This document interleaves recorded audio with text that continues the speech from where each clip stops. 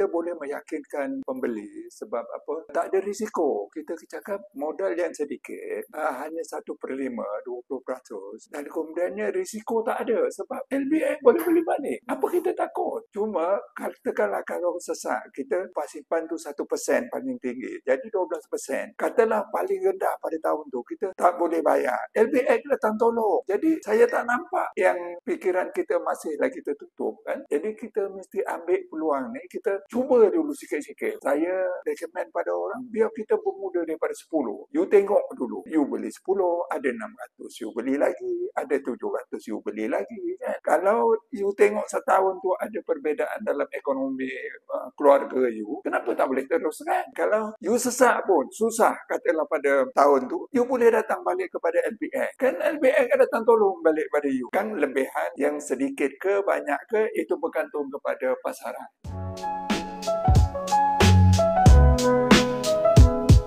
Betul lah. Jadi kita mesti banyakkan promosi penerangan. Kita buka minda dia. Tak pernah terfikir pasal emas, kita cerita pasal emas. Kalau you simpan dekat bank pun berapa sen? ASB pun berapa sen? Kan? Cuba kita comparekan pula bagi dengan LBX. Kita cuba dulu. Jadi kalau dah cuba, dah ada keyakinan, boleh teruskan. Itu kempen satu rumah, satu gol tu kita buka minda memang betul lah. Untuk orang Melayu. Tapi target saya pula bukan orang Melayu saja, orang Cina pun dah boleh. Di bawah saya ada 2 orang dah.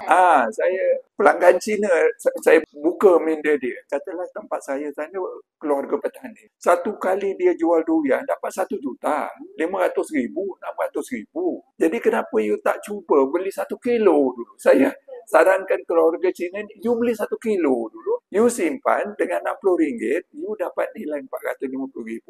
Nilai simpannya RM1,038. Jadi, you boleh buka minda dululah. Betul. You compare duit tu dengan fixed deposit yang you simpan dekat bank. Jadi, you boleh tahulah nanti perbezaan. Terima kasih. Sama.